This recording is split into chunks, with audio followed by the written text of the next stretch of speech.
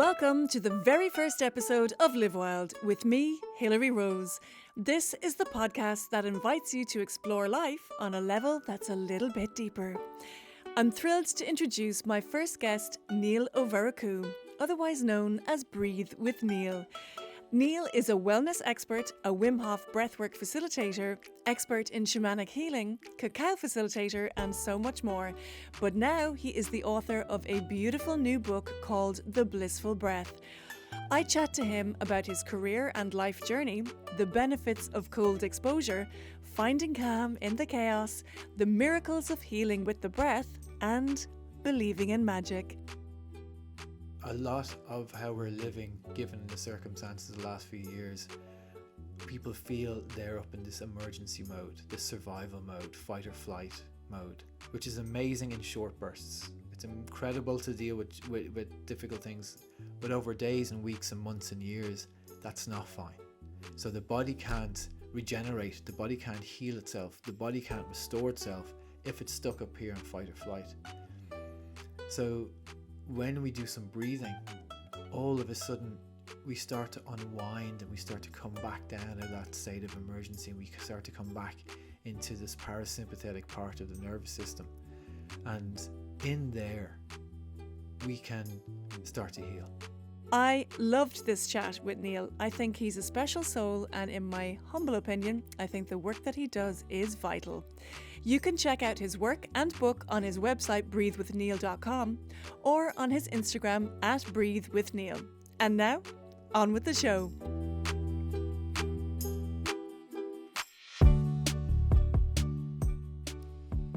Níall Ó Murchú, you are so welcome to the Live Wild podcast. Thank you so much for joining me today. Oh, it's a real pleasure. Thanks for having me. Not at all. And firstly, congratulations on the absolutely gorgeous, gorgeous book, The Blissful Breath. It is just so wonderful. And I know that it's a book that I'm going to come back and read time and time again. I know that it is, because it's just, congratulations. It's really, really gorgeous.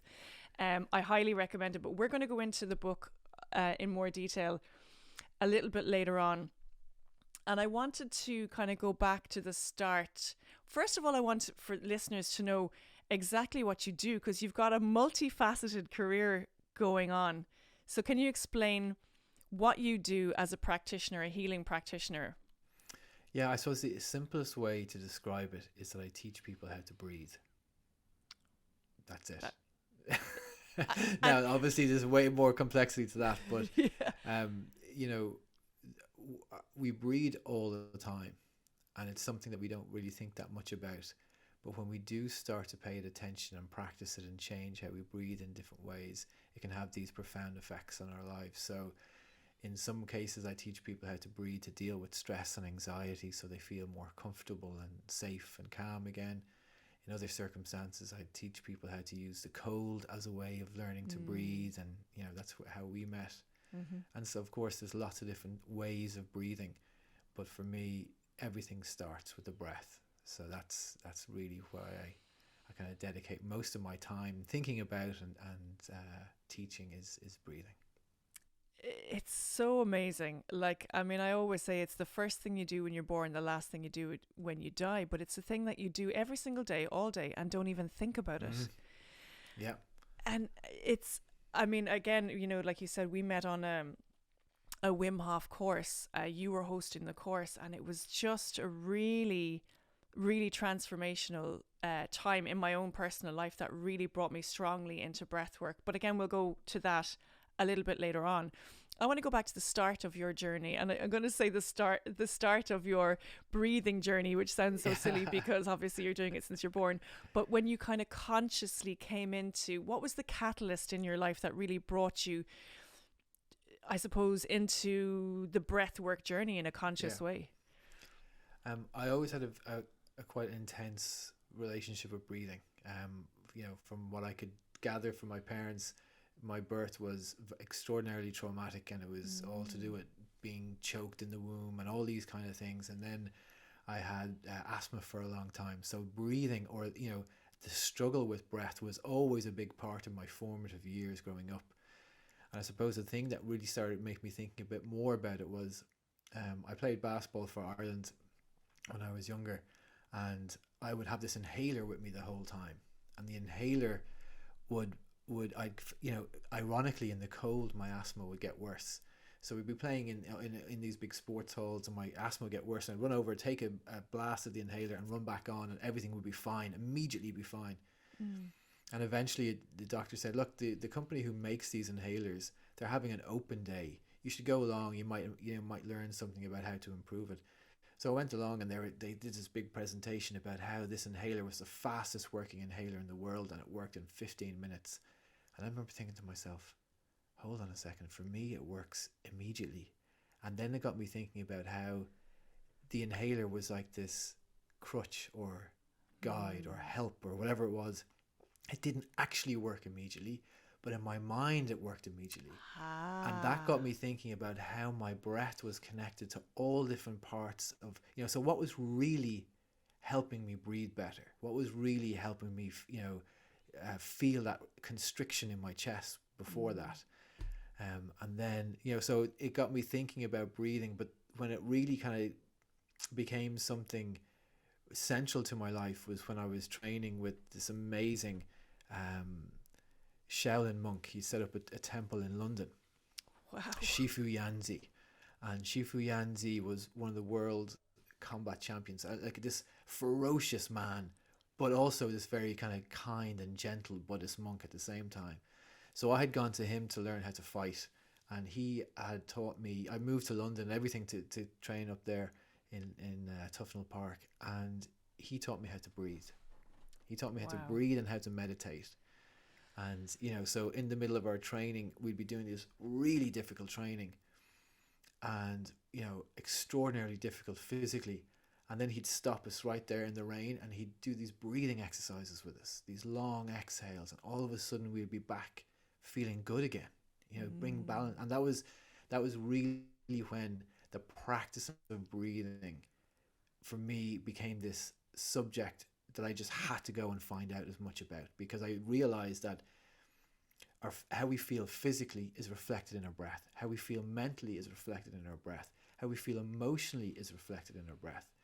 And that then for me was such a fascinating thing that I had to go off and find out as much about it as possible. Wow. What age were you at that stage? That was in my early 20s. In my early 20s. So that led me into Qigong kind of meditation and breathing. That would be a part of what I loved about the training with Shifu Yanzi. It was all this hard physical training for fighting, but you also had to meditate beforehand, and you also had to do the Qigong breathing exercise. So it's this holistic view of martial arts. So that then led me into yoga, and then led me down into many other paths and into Wim Hof and everything. And what I've come to kind of realize is it doesn't matter what way you do it, it's all leading to the same place. Absolutely. So it's like styles of music or whatever. The music can move us. It doesn't really matter what type of music it is. We have different music for different moods, and it's the same with breathing. Wow. So you mentioned Wim Hof. To me, he appears to be like such an interesting person. Obviously, he's quite this, explosive energy, and his breathing is quite intense as well. Yeah. And you trained with him personally. What was it like to train with him? Yeah, Wim is an amazing character, and people know more of him now because of that recent great program on the BBC. And what I love about Wim is that he has this amazing energy that can kind of, he's playing his guitar and he's singing and doing all those types of things.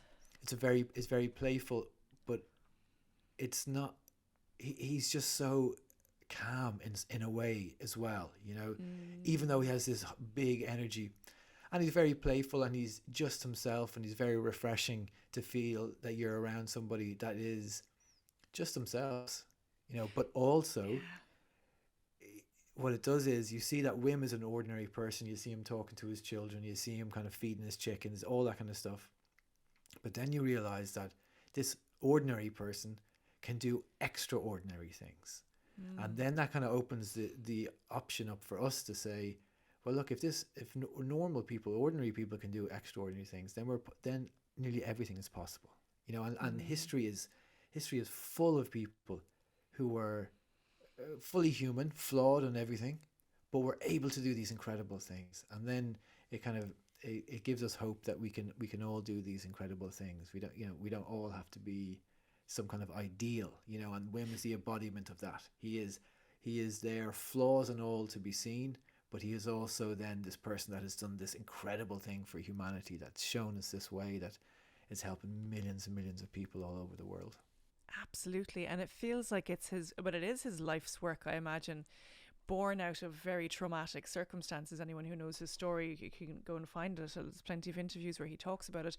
Born out of traumatic, circumstances that really, again, it always feels like people have to go through this major catalyst, doesn't it? Yeah. For them to find their path and their truth. And like you said, I mean, he's found his truth, you found your truth. It's a beautiful thing to witness in a person. And I'm always interested to know people's personal stories and their career journeys, because that's the way it feels to me, that they're finding their truth along the path the whole time. Yeah It's amazing. And like Wim, I often think about people experience tragedies, but it's how we react to them. His reaction to the awful tragedy of his wife killing herself, he has turned that into something that's now helping millions and millions of people. It's actually fascinating. It's incredible. That's alchemy. That is alchemy in itself, is that taking something which is so, like you said, traumatic and devastating and very, very heavy energy, transforming it into something absolutely incredible and spreading love. That's pure love. And we're all benefiting from that, Amazing.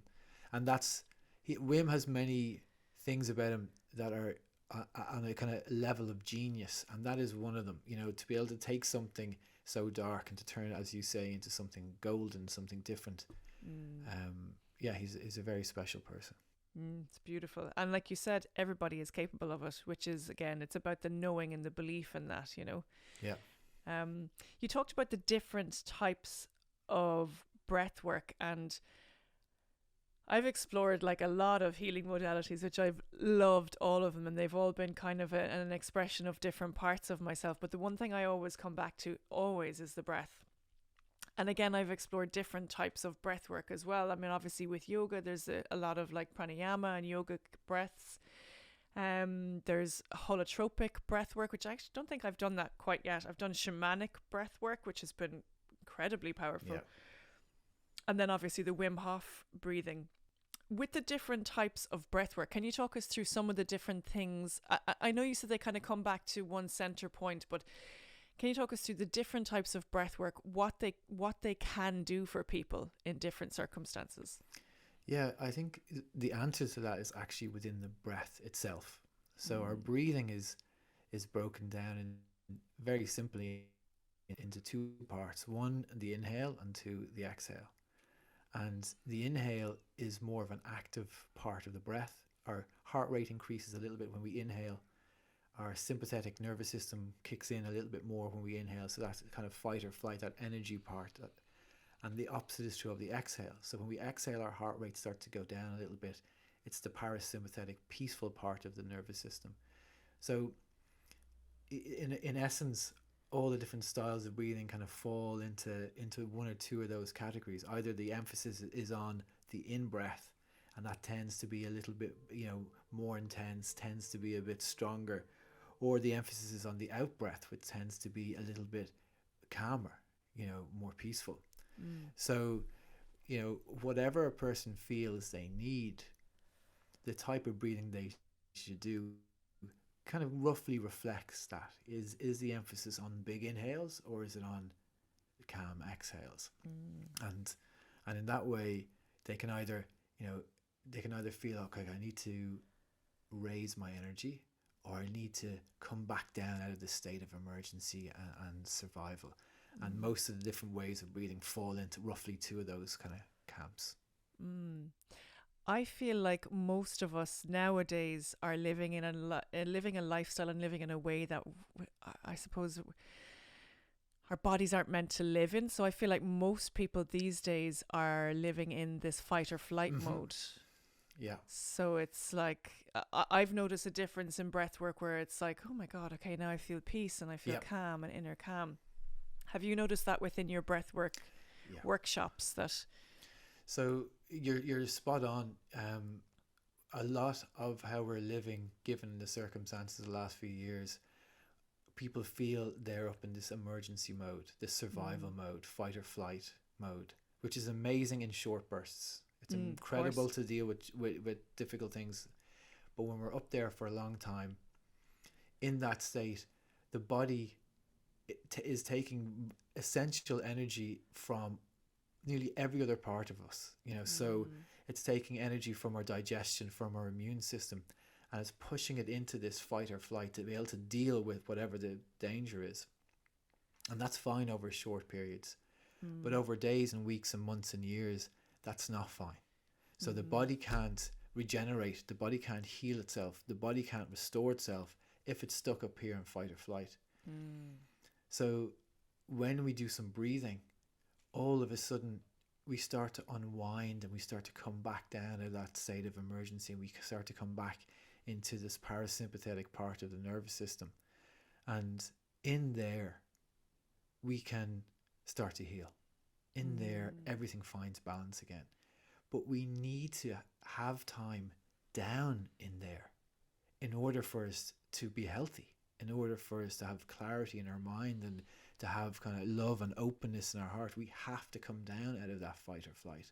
And I think that's where a lot of the movement now in the events that we have, and we can see with people, is they are looking for the thing that helps them come out of this state of emergency, this state of agitation. And that's really where that emphasis on the exhale comes in. That's really where the calming kind of breath comes in. And we do need time down there in order for us to kind of regenerate, and then we can go back up into kind of more high level kind of energy if we need it, fight or flight if we need it. But it's the ability to come back down again that's very important. And I feel like we haven't been taught this. I certainly wasn't taught it. I mean, I do recall my dad actually coming home from a hard day's work, and he used to lie on his bed spread eagled. Yeah. And I used to always watch him from the bedroom door. I was quite young. And because I used to be concerned about him, I'd say, "Dad, are you okay?" And he'd be like, "It's okay. And he used to say, "I'm just regulating my breathing." Wow. It was really interesting to watch. Wow. And he used to lie on the bed and bring himself back down to this calm state before he would come downstairs and re-enter the family unit, essentially. Wow. So what a great move. He was brilliant. He was fair, and he was never taught that either. He just kind of tuned into it himself. Yeah. And I remember watching him do that. But again, it was something that, I mean, I learned from watching him do it, but we were never really taught it. You're not taught it in school. It's not part of this general dialogue that I feel it should be, that we need to, like you said, be rest. There's so much within our society and how we're raised, and it's all go, go, go. It's all energetic. You got to go out. You got to get a mortgage. You got to and it feels never ending, and it feels absolutely draining. And I think that's probably part of the reason why so many people are constantly in fight or flight. Yeah. It almost feels, for me personally, like looking back at my own journey, it felt like, I don't know, it was so silly, but it felt like a badge of honor to be this busy fool the whole time. Yeah. And I had to really detach from that and really look at my health. At one point I was suffering from adrenal fatigue, and I didn't even know it, and I didn't even know what that was. And that was because there was so much pressure on my adrenals, on my kidneys, on my organs, because I just never stopped. Yeah. And so I really had to come back to myself, and the breath helped me do that. But again, I was never really told that. If I went to a GP, it was just like, take this medication, and there was no kind of holistic view of our health in society. And so I felt I really had to take control of my own personal health. Have you witnessed the same on your own journey and other people's journeys as well? Yeah, I think for what reasons I'm not sure, but society up until very recently has placed a premium on going faster, harder, lifting more, taking more on, sleeping less, pushing. And I think the most effective way that we can deal with that is through the breath. So there's lots of ways that we can deal with it, but it's, you know, scientifically proven that the fastest way to deal with stress and anxiety is through the breath. We have this inbuilt system to do it. And I think things like the lockdown have changed it a little bit. You know, it gave people time to say, God, is that the best way for me to live? And there was lots of reviewing and reprioritization done during the lockdowns. And it's kind of interesting to see people come out of it now and fall into the old patterns of behavior quite quickly. And then I can see now again from all the people I meet that there was an initial kind of just doing the same things again, but now there seems to be a period where people are reassessing again what they've been doing since the end of the lockdown. So they've kind of gone out and done all the same things like before, forgot the lessons they learned in the lockdown, but now those lessons are starting to come back again. And I can see that in people, you know. And just to go back to like, this is an essential skill, to be able to use our breathing to make us feel good, to make us feel calm, to help us deal with the pressures of life. To me, it's like an essential skill. And that's why, you know, recently we launched Blissful Breathing for children and teenagers for that exact reason, to teach, you know, parents and teenagers. And what's kind of very heartening about that is that come September, I'll be working in 2 secondary schools in Ireland. I won't tell their names, but like they're on both ends of the spectrum. One is extraordinarily privileged school, and one is probably the least privileged school in Ireland. And, you know, it's a start into getting these very simple tools to children and teenagers and the parents and teachers and guardians, to start helping them realize that we can do something at any moment in any given circumstances to try and improve our situation. So that's quite heartening that some of the schools are starting to bring people like me in to teach the children how to do this. That is absolutely incredible. It's absolutely incredible. And I saw on your website that you do have that resource there for people who want to check it out, for children, teenagers and parents. It's amazing. I mean, this feels like the beginning of a beautiful movement that we need, you know. Yeah, and there's a real need for it. And I was born out of necessity. You know, my own daughter really have identical twin girls, and they really are amazingly kind of brave young little women, you know. But after lockdown, they were hit with this incredible anxiety, not during lockdown, but afterwards, you know. Wow. And I'd been teaching people all over the world how to deal with this, adults, and here upstairs were the 2 people that I love most, that needed my help most, you know. So we went off, and I went and did training with 2 of the kind of world's leading clinical psychiatrists who deal with trauma and stress and things specifically for children with breathing. So I went off and trained with them. Wow. And came back and was able to then help my own daughters. And then, you know, I'd always been asked to help children in schools, and so it just kind of formed by itself. But the catalyst was our youngest daughter upstairs, you know, and what she needed. And, you know, I knew if I could get her to kind of do it. And we worked with another school, school in a very kind of poor area, and I knew if it would work for those children who were surrounded by tough things and violence, so it worked for them. And then it was like, okay, we know it works now. Let's get it out to the people who need it. That's absolutely amazing. I'm very, very, very impressed and very pleased for you. And like you said, it's something I want to touch on as well. It's not just anecdotal; it is scientific at this point. Yeah. There's loads of science. There's the science around breathing is kind of strange. It's hard to get funding for research into breathing, because obviously, you know, there's not that much money to be made in, you know, people knowing how to breathe. When you have your own breath. And you can use it anytime you want. You know, it's not like breathing sponsored by some corporation or something. Yeah. But given that, there is still a ton of scientific research out there, and more coming all the time on how efficient it is to deal with nearly every problem that we face. Breathing is an element in it. Either it's making the problem worse or it's helping the problem. So things are changing quite quickly. It's amazing.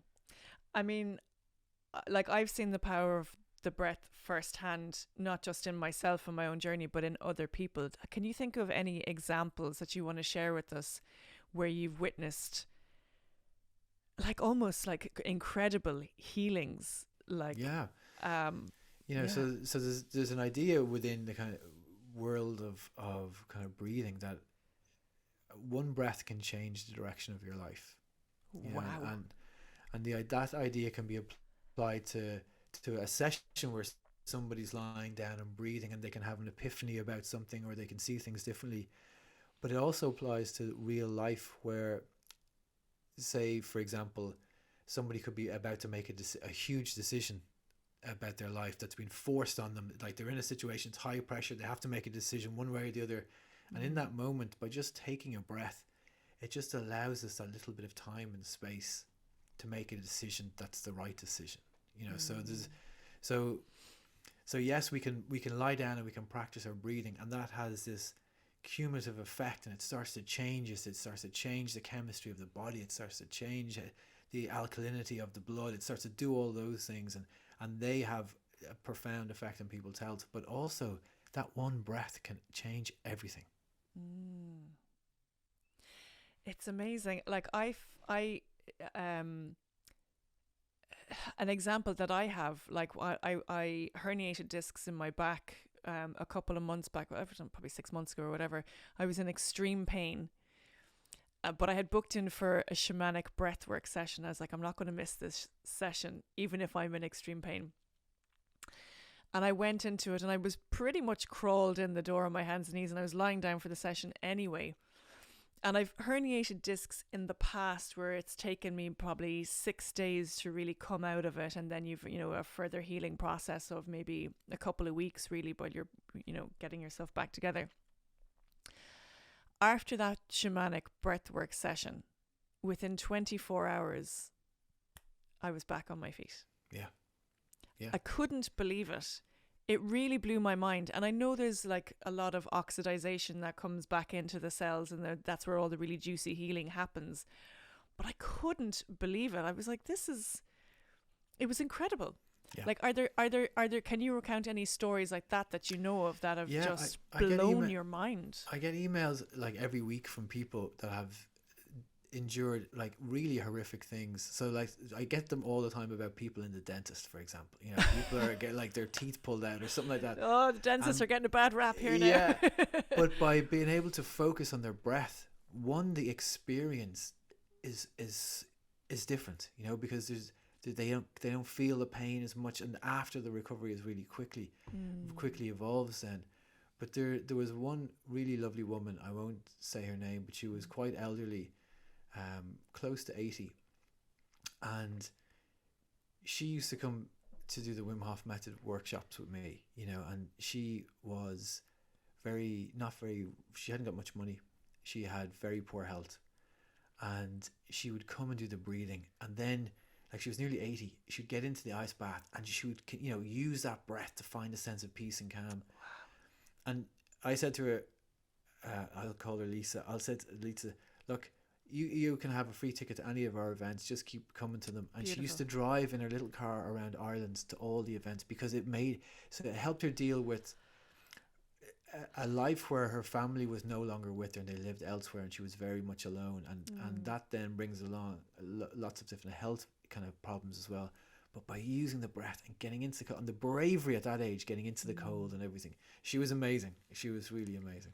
That's incredible. It's incredible. And I'd say you see all walks of life in your workshops as well. That's one thing that I remembered from when we did it was the 5-day Wim Hof breathwork retreat in the Cliffs of Moher when I met you in 2020.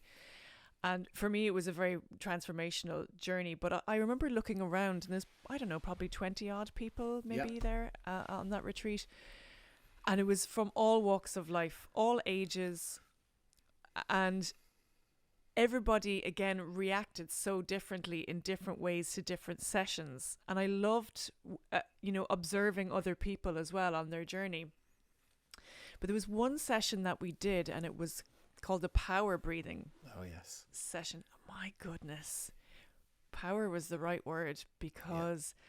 And again, it was the observation of other people that I really enjoyed, not just my own. Like, there was one girl, and she said that it felt like someone had put a key in a lock, and it opened up a door to a room within her body she didn't even know existed. Yeah. That's quite out there stuff. but like, you know that it was very genuine in that moment. There was another lady who was processing out the loss of her mother from years before, and various other things that had happened. But I remember just feeling the energy in the room from all the different people. And some people were in the corner laughing. Some people were in the other corner crying. I felt like I was going to take flight and shoot up through the roof. Like, it was just amazing. But we all did the same breathwork session. Yeah. So I suppose, is it a combination of like where you're at in your life, where you're at in your journey, that everybody reacts so differently to it? Yeah, and you're right. Everyone reacts in completely different ways because they're all coming to it from different places. But also, there is something very special that happens together when we breathe together. Yes. There is obviously, we don't always have a chance to breathe together. Lots of people practice breathing at home. But when we do get together, it is a special feeling.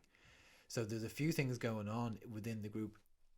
There's like there's a momentum. So as me guiding the group, it's just like getting this train moving. And once the train starts moving, there's this momentum that builds within the group. And it's really, everyone's having an individual experience within the, but there's also a collective experience. There's a collective kind of momentum that builds within the group. And that is unique to the group setting. And there's great science around the oxytocin being released from our long exhales. So oxytocin, for people who might know, is the kind of bonding chemical that we feel. Let's say when a mother is breastfeeding, it bonds them together. It, you feel it when you hug somebody. What the science has shown us now, that when we breathe together, we release that as well. So in the room, there's this bonding going on with people without even consciously being aware of it.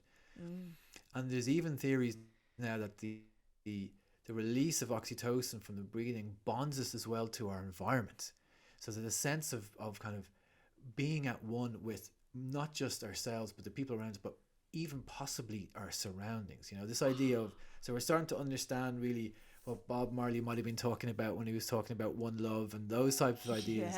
This idea that we could be bonded together in this experience. So that's all happening when people are breathing together. And then of course it does, and this is where we have to leave science behind for a little bit. Science can't kind of measure it yet, but it also unlocks deep parts in us. As that woman described it, I've had experiences myself of incredible kind of emotional revelations, and I've sat up and just talked to the person beside me, and they just had a totally different experience. They were just like, oh, that was great, and I was like, oh my God, So, and every time we lie down to breathe, it's different, and every time we are in a group, it's different.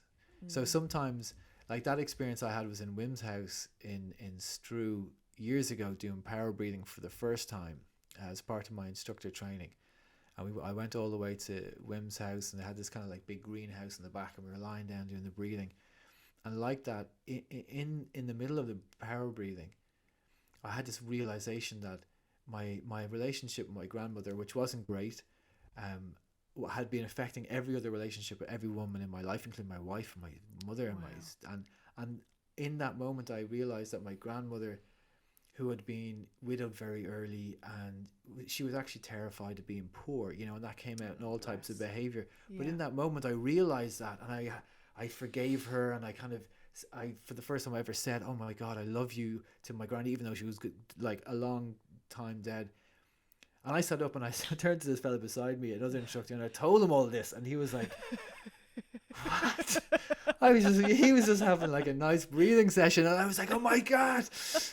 So, but it's a perfect example where for me it was this big thing, and for him it was just this nice experience. And then so it is always about who we are in that moment, and who we are in that moment is always different, but it has the power to really change us at the most fundamental level. Absolutely. You talk about that story in your book, The Blissful Breath, and that kind of blew my mind. I've had similar, revelations, I suppose, if you want to call them, but it's almost like it felt to me while reading the book, it's almost like you embodied the feeling of your granny in that moment, and you got to see her life from her perspective. And once you can open up that part of yourself and see things from other people's perspective, it's like a communication. Yeah. And within that communication, there's forgiveness and there's understanding and there's consciousness and compassion. Yeah. And then it fed through into your own life where it changed. Did it morph the relationships Everything. you had? Wow. Everything. Because I didn't realize that some part of me was still angry with her, Wow. But and you were a child. You were quite a young child. Yeah, and my granny was dead, but, kind of early on. So, but you're not... So... What I love about the kind of breathing practices is I am not conscious of that. I have no memory of that. Yes. But the breathing takes us to such a level. So let's say we have fight or flight, and then we have rest and recover. There's levels below that. So it's taken us down into parts of our nervous system, that we don't fully understand. And it's taken us to points at which we're so open, from the breathing, that we are, as you said, we're able to see things from all angles at the same time, now that doesn't happen all the time, but it happens when we need it to happen, and that's really where the practice of the breathing comes in. It's like anything, you keep practicing a little bit, and you'll have this experience, and then the next day you'll want the experience again, but you'll just go back to doing a little bit more, so it's not always what we want, but it's what we need.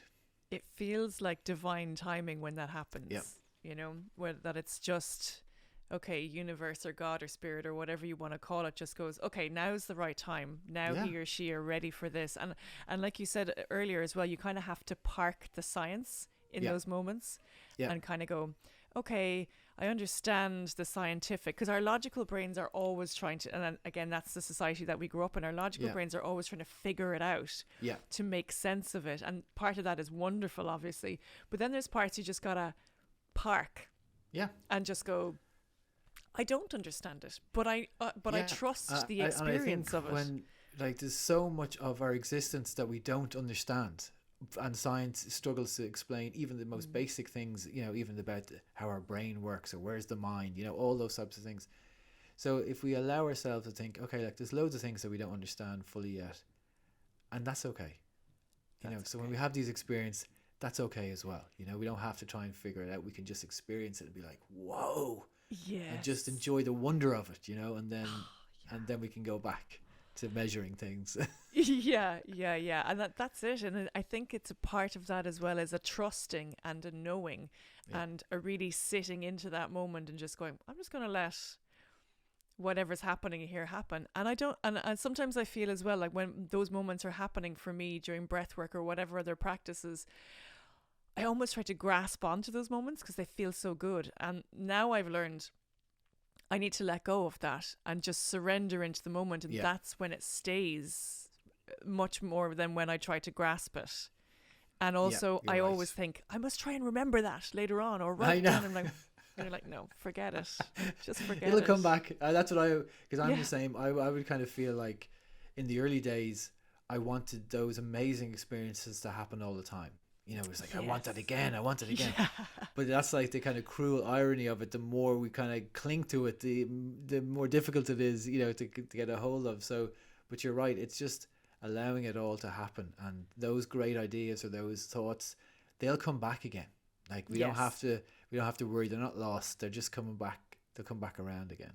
They'll come back around again. And I love as well, like when you talk about the parts of releasing from parts of your body that you just can't explain. And I heard a really nice saying before, and it always stays with me, and it's like, your issues are in your tissues. So your body stores all this, I suppose, information, but also trauma of that, that you're not even aware of. And trauma can be anything from like losing a balloon when you're 5 years old to like much more serious stuff, and the breath tends to, I suppose, if we get into it, the issues are in the tissues. The breath oxidizes the cells and lets them release and relax, and we can let them go. And that's we could say that this is happening all the time in us anyway. This beautiful kind of balance between clinging to stuff and letting go of stuff and surrendering and not surrendering. this is happening in us all the time, you know. But when we actually just pay it a little bit of attention, then we can feel it a bit more as well. It's like an ebb and a flow of your life, or a cycle of your life as well, that I suppose we can lean into and honor a little bit more from time to time, when we remember, when we're not like, oh my God, I gotta get the kids, you know, pack their lunches and clean the house and you know, all that stuff.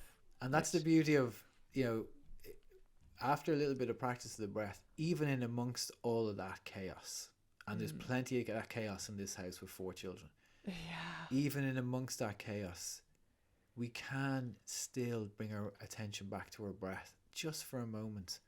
And in that moment, when we start to pay attention to our breath, it changes, it calms, it slows, and that slows us down and calms us down. So even in amongst the chaos, even if you think to yourself, where is my breathing?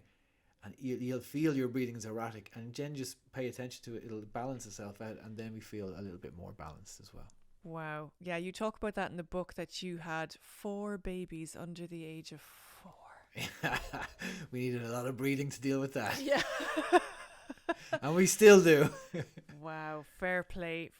I have 2 and they're young, and I'm done. As put it, I'm done. Absolutely. So 4 under 4 is a lot of breath work. It is a lot of breath. Even for them, that they have to do it as well. It's mandatory before going to bed. So brilliant. That's so great. I actually, I mean, I suppose, what age would you start getting your kids into that? Like, my son he's the older of the 2. He's 6, but sometimes it's hard to get a 6-year-old to focus as well. Like, what kind of age, for any parents listening, would you think to start breath work with them? It's funny you should say that age, because about that time it's when our breathing starts to change.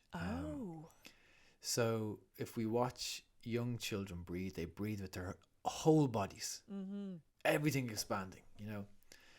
And what I watched in my own children was that when they become 6, 7, 8, around that age, and they become more conscious of themselves in the world.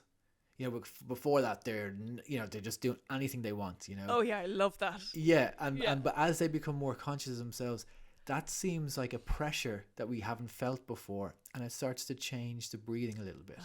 So it's something that progressively becomes, we move from a kind of natural way of breathing fully, and as that pressure builds as we go through teenage life and onwards, that pressure really begins to change our breathing in a kind of erratic way if we're not paying attention to it. So when I think back to being a teenager and running around basketball courts, I was breathing in my chest the whole time, through my mouth all the time, you know, all the things that probably weren't very good for me. So what I think for children is, as they hit 6 or 7 or 8, just encouraging them just to put their little hands on their belly and to breathe into their belly for 3 breaths, or what my mother used to do with me when I was small to try and help me breathe with the asthma. She'd put like a toy on my belly and I'd have to breathe and the toy would go up. So for them it's like, it's a game, you know, bring the teddy bear up or the action figure up and out, and that's it. You know, they don't need, what I found with children is they only need a tiny bit of, there's no resistance to it once it's happening. They're not trying to think, oh well, is this working or not working? They're just doing it. So a little bit of breathing like that. And what I would say as well is, if there's no problem, then just leave them alone to kind of do their thing, you know. But if you find that the child is really worrying about something or is quite fearful or anxious, that's the time then to practice a little bit of breathing. And that's why we have, you know, blissful breathing for children and teenagers. You know, that's exactly why it's there. But if there's no problem, you know, and they're grand and they're happy running around the place, that's the best type of breathing. Okay, amazing. You say in the book as well that music is a big part of your journey, and it's a big part of it, kind of evolved with your breathwork journey as well. And I remember again doing that workshop with you, and I loved the soundtrack that you had. How do I put it? I mean, it was amazing. I loved everything on it, but it's like every part of it, every song was a different part of the journey, and it opened up a different time or a different space within me. And like I used to DJ a long time ago, so I know that obviously, you know, like I used to DJ in a nightclub, so I could see physically the patterns of different songs and how it would affect the crowd. And how do you feel it links in with breath work? Like, why does it work so well with breath work? Music and breathing to me are essential components of the experience. So if we were breathing without music, it'd still work. You know, it'd still be good.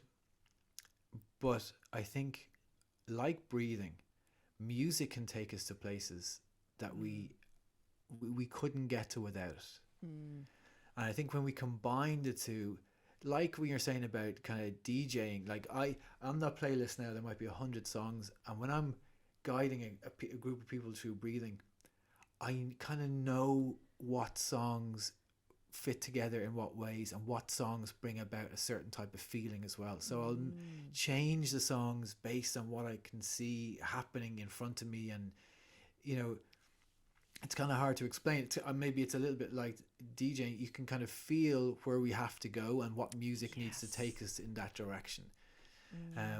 And you know, but everyone's choice in music is totally different. So I'm always encouraging people like to find music that they love, that moves them, you know, in whatever way, and put it on and listen to it and breathe with the music. So it's this beautiful, pleasurable experience.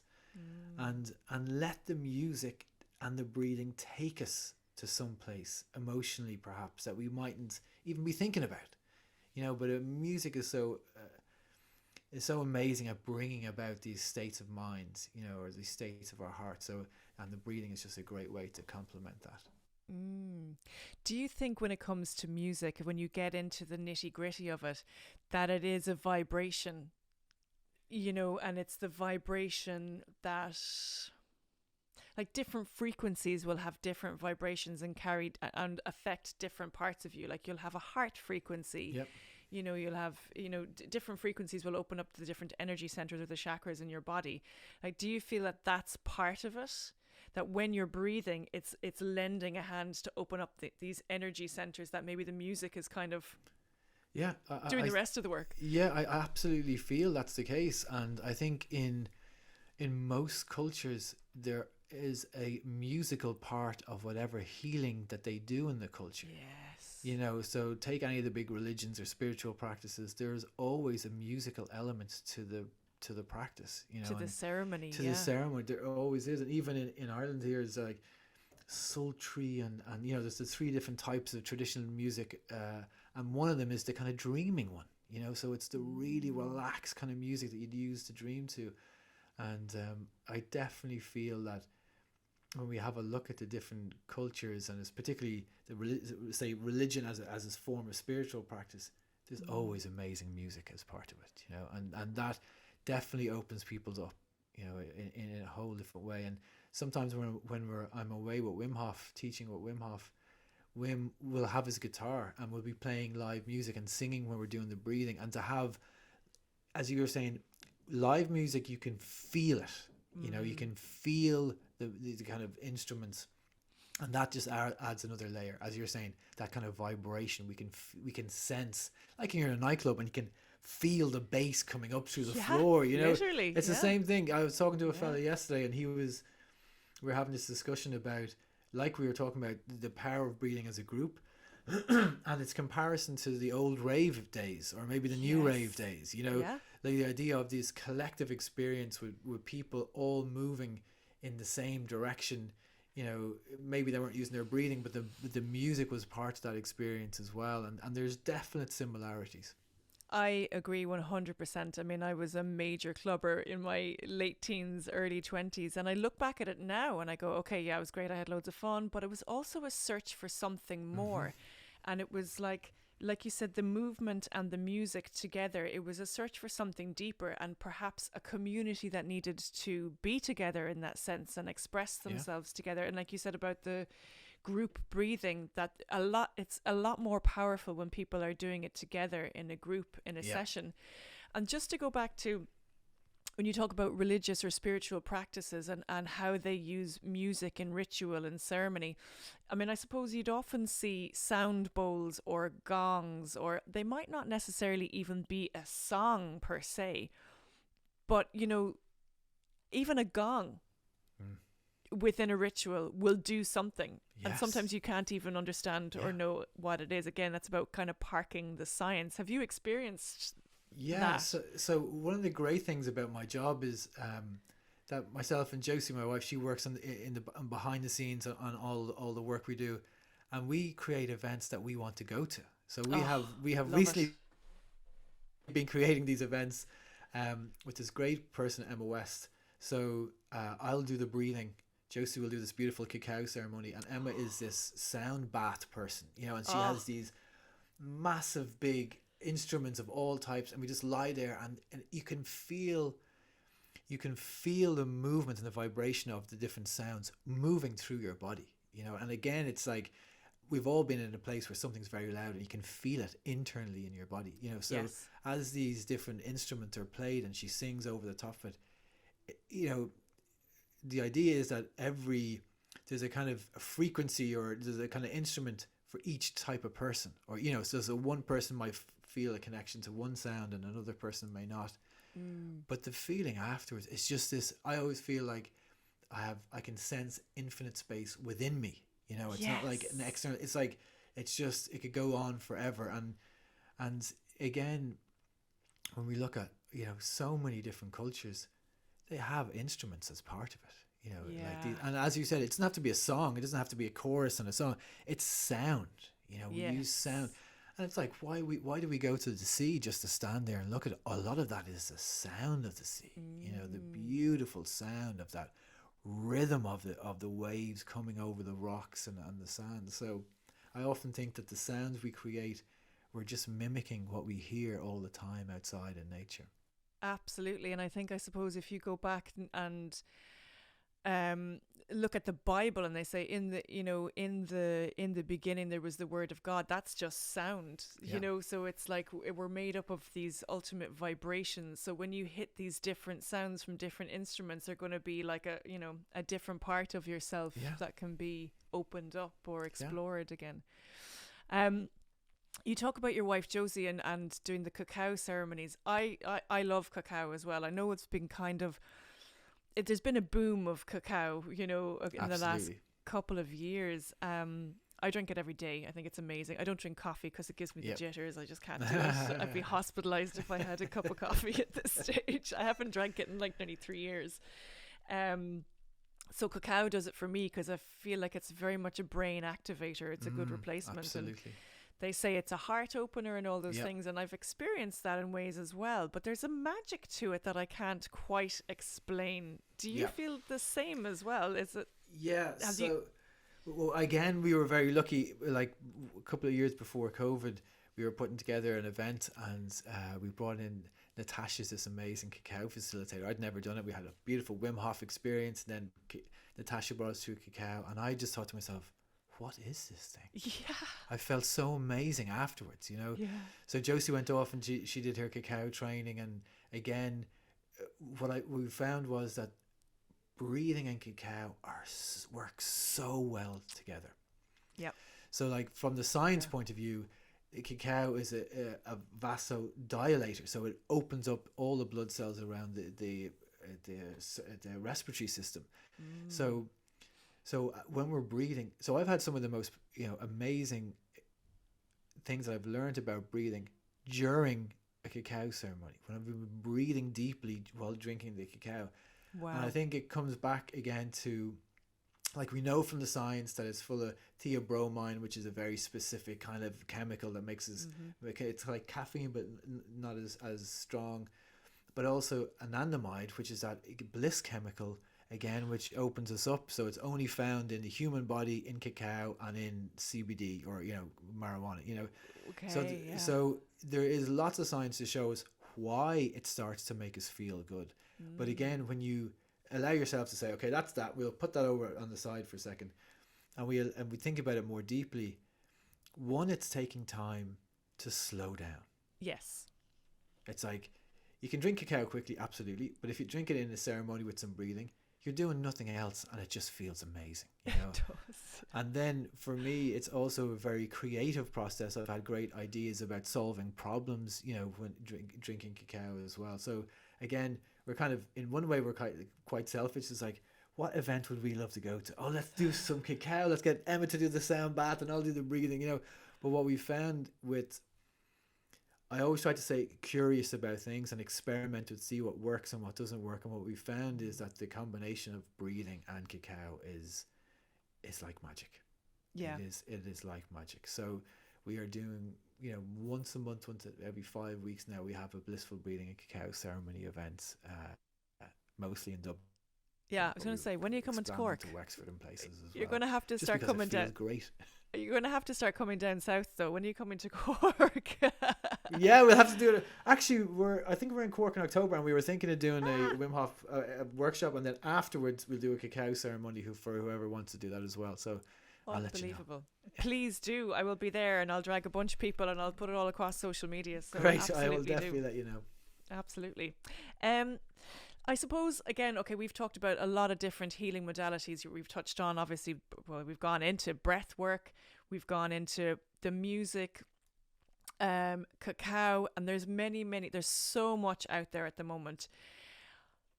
Do you get a sense that, is it just that it's turning into this multi-million-dollar industry that people are tapping into, or do you get a deeper sense that there is possibly a more collective consciousness opening up at the moment, or is it a bit of both? A bit of both, I think.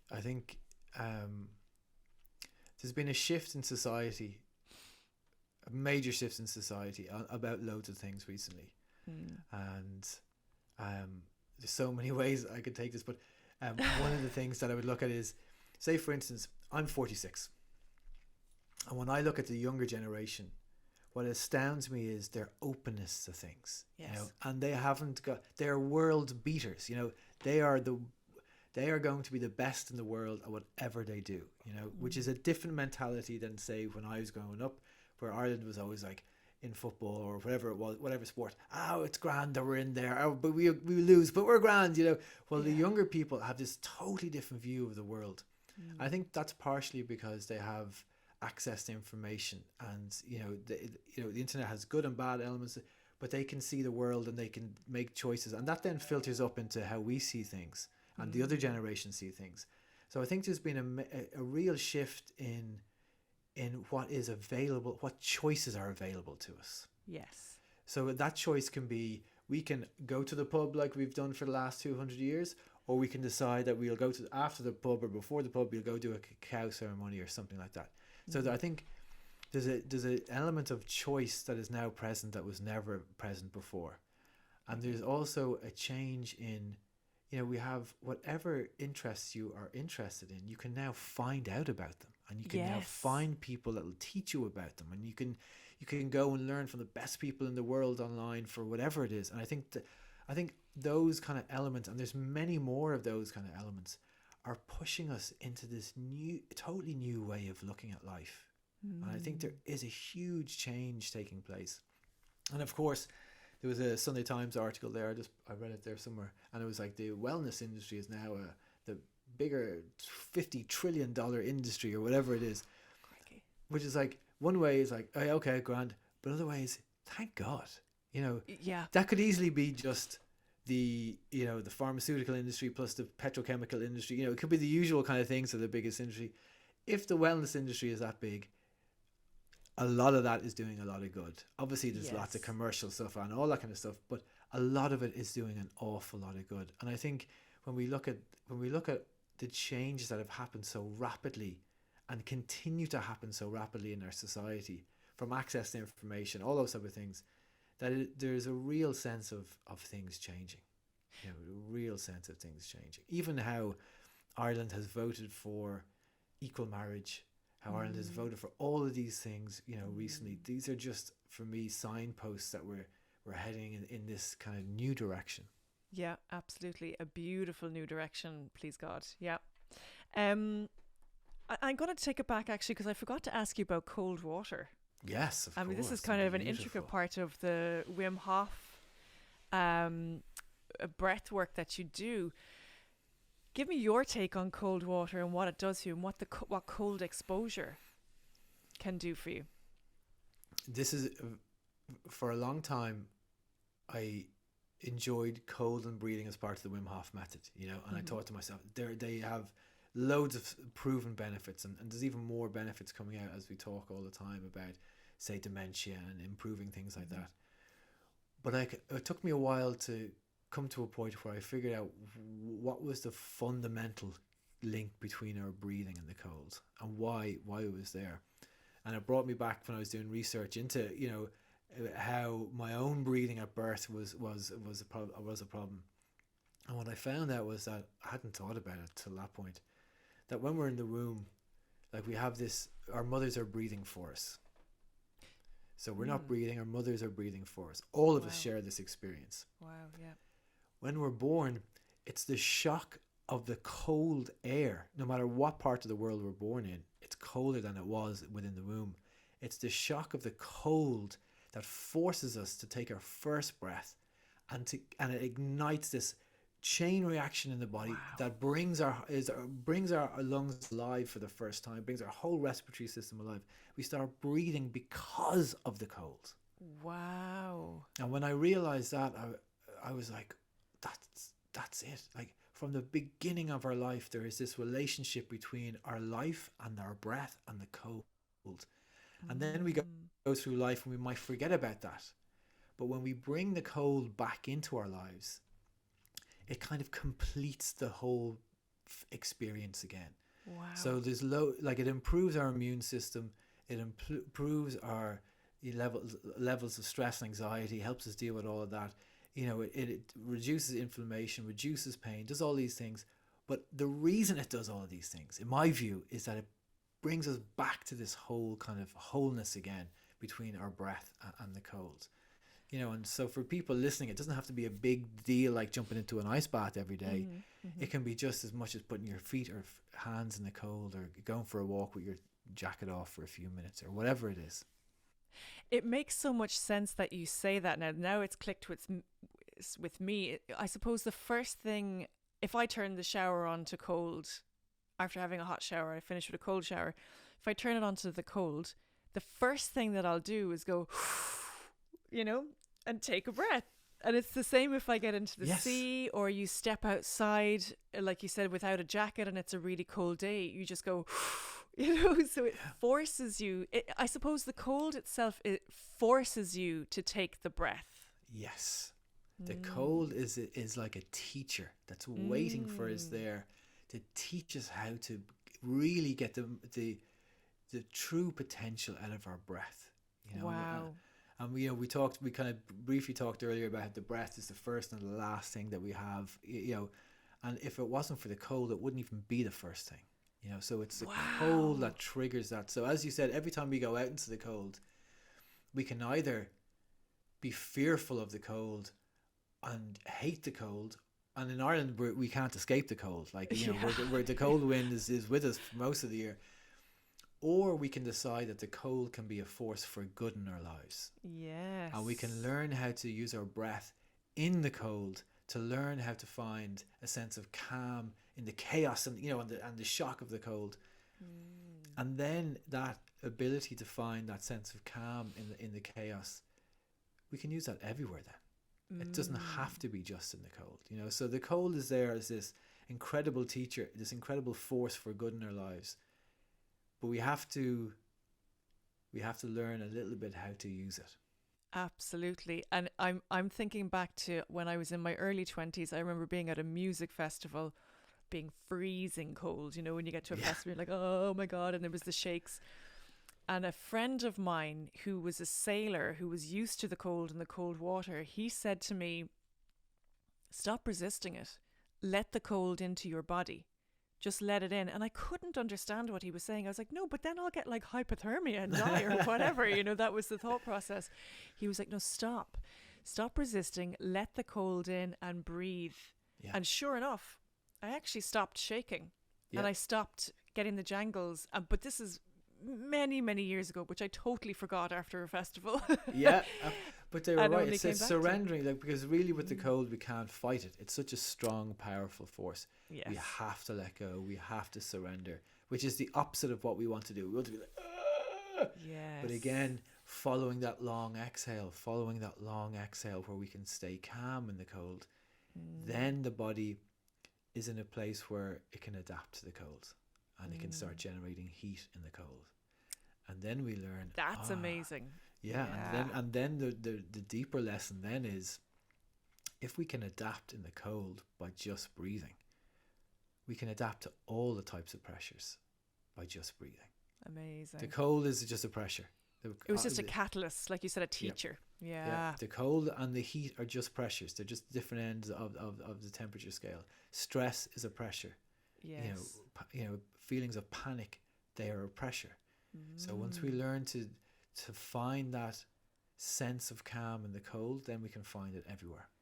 Absolutely. And equally the sauna, I find, again, I could never do saunas years ago. I used to find myself quite panicky, quite short of breath. Yeah. And recently I've been diving into like 90-degree saunas and staying in there for 2.5 hours and alternating it. Yeah, I know. I can go extreme when I want to.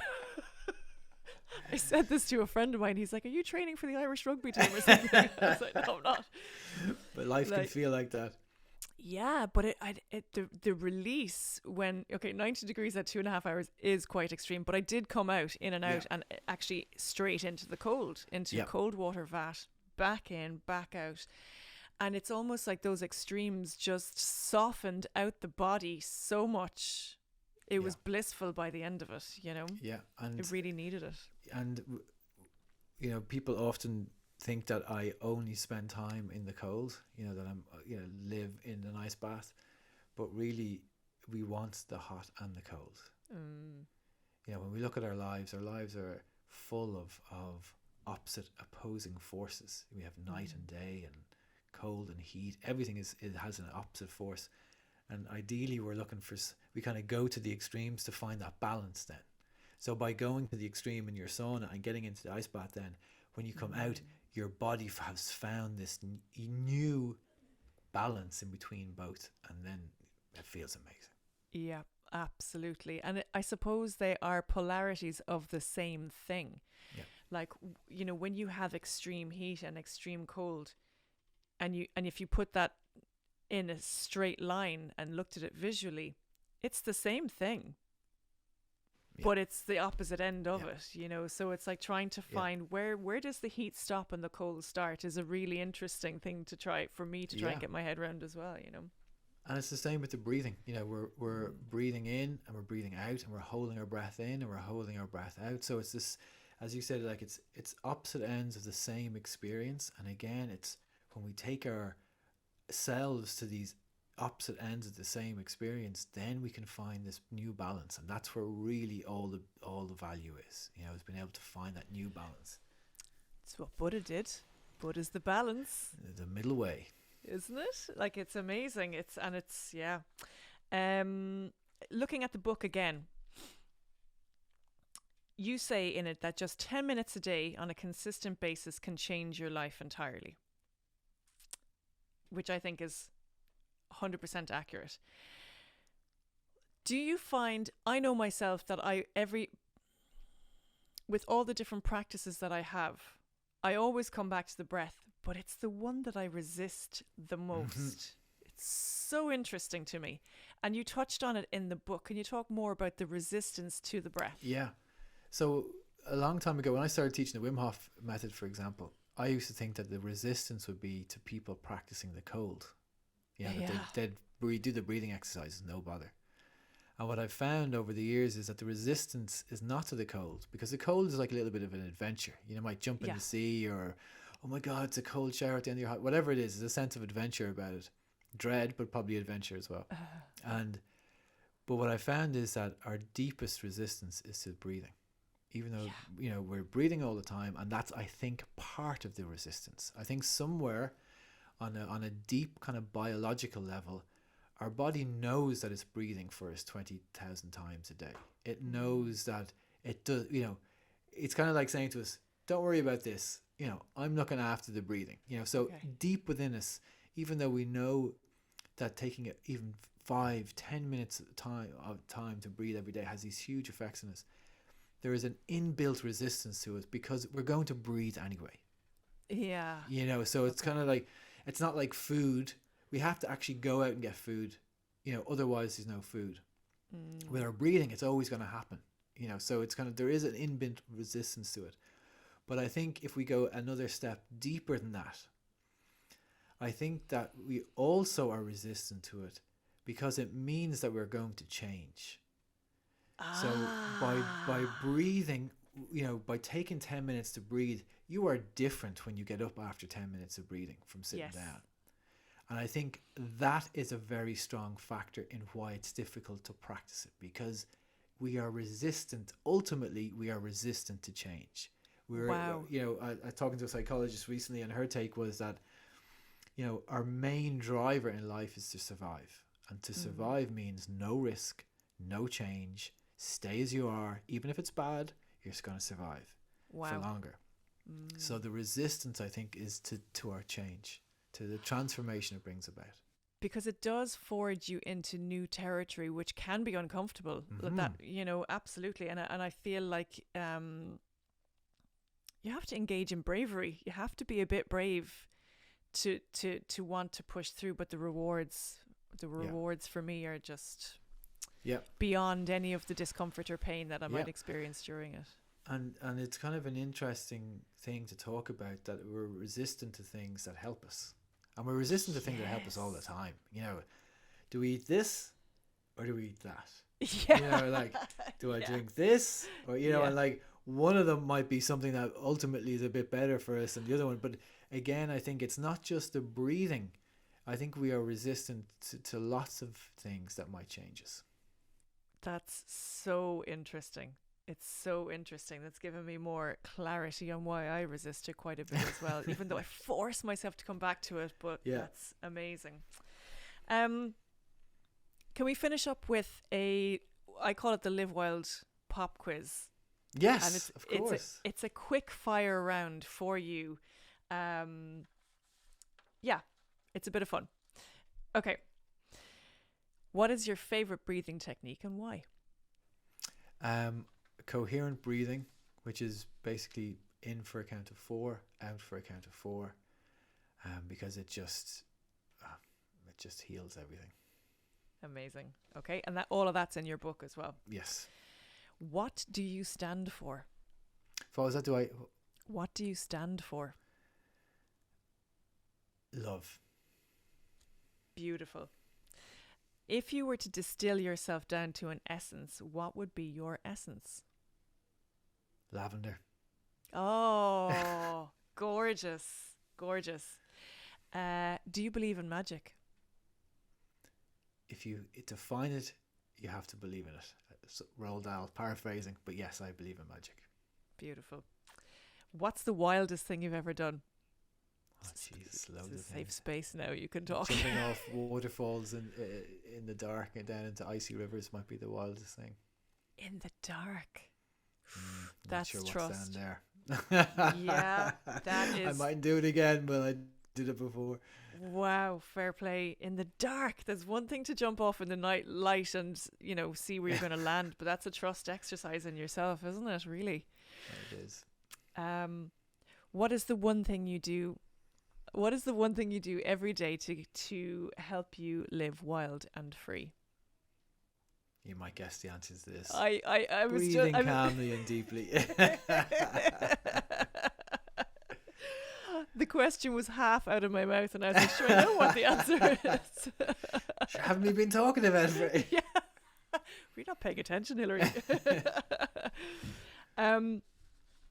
We're going to, if it's okay with you, we're going to finish out, if you can lead us, you and I, but also the listeners on a little breath work session, I'd be really appreciative of that. And I think for those who maybe who have just listened in on the podcast, haven't heard of your work before, this is a little sample and it could, open up a lot more things for them. So that would be a wonderful thing. Yeah, so it might take maybe 3 or 4 minutes to do that. Would that be okay? Beautiful. Would love that. Thank you. Okay. So if everyone would like to just close their eyes, if that's comfortable for them. And just bringing your full attention to your eyes and allowing your eyes to soften. Allowing your jaw and your mouth to soften. Allowing your shoulders and your neck to soften. Allowing your belly to soften.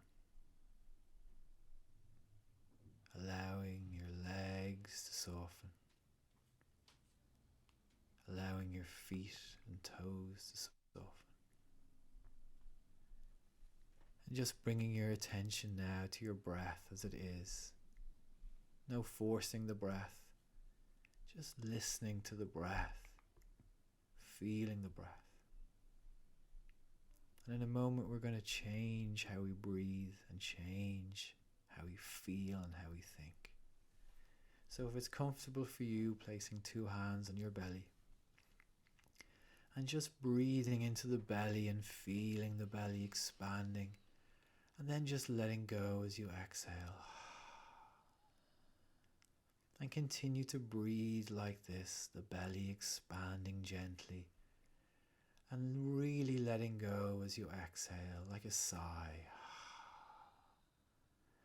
And continue to breathe into the belly, feeling the belly expanding and letting that breath go.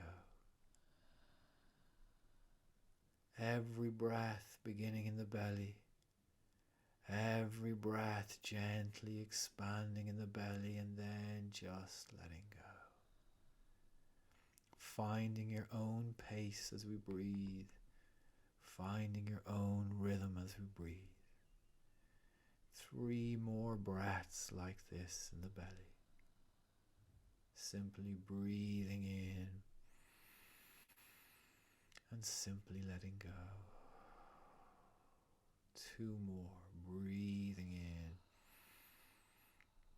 and letting go. Final breath, breathing in and letting go. And just rest now for a moment. Allow your breathing to find its way back to its natural rhythm. Allow your body to rest for a moment. And we're going to take 3 breaths to finish, but this time the emphasis will be a little different. We'll breathe in gently, and then we'll calmly breathe all the way out to the very bottom of our exhale.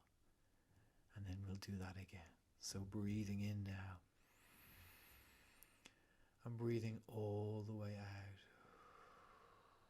And when you get to the bottom of your breath, breathing gently in. And breathing all the way out. Final breath. Breathing in. And breathing all the way out. And just rest now for a moment. Allowing your jaw and your mouth to soften one last time. Allowing your eyes to soften. And when you're ready, you can open your eyes and come back into the room. Or you can keep them closed if you like, Hilary. Oh my God, I could go to sleep now. Wow. I won't ask you any complicated questions now for a moment. It's just like the energy level, even you can hear it in the pitch in my voice, the energy level has come right down. But it's not, I wouldn't say it's a tiredness. You feel alert and engaged, but it's just... It's described, the feeling is often described as calm but alert. You know, so there's still a sharpness to the mind, but it's open. Absolutely. That is so powerful. Within 3 minutes, I'm set up for the day now. Could you imagine what you could do in 10 minutes? I know, yeah. Wow, like, congratulations. It is a wonderful book. the work you're doing is wonderful and so important and so needed right now. So thank you for you and Josie on your journey together, because you're a tour de force doing all your different events. You can find all of your work online, and obviously we're going to share all the links in the podcast when it goes to release. Thank you.